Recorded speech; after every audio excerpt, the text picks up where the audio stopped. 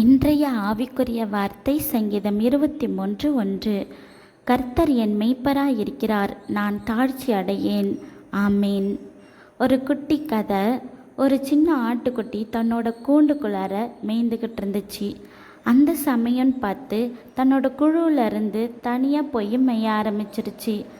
அந்த நேரம்னு பார்த்து ஒரு சிங்கம் இந்த ஆட்டுக்குட்டியை துரத்த ஆரம்பிச்சிருச்சு. இந்த ஆட்டுக்குட்டி பயந்து ஓட ஆரம்பிச்சிருச்சு. உடனே அந்த ஆட்டுக்குட்டியை மேய்த்துக்கிட்டு இருந்த மேய்ப்பர் தன்னோட கையில் இருந்த தடியால் அந்த சிங்கத்தை ஓட்டிட்டாரு.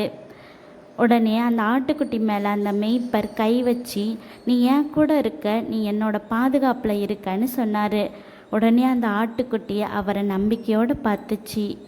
இதை கேட்டுட்ருக்க நம்மளோட வாழ்க்கையில் கூட கர்த்தர் மெய்ப்பராக இருக்கார்.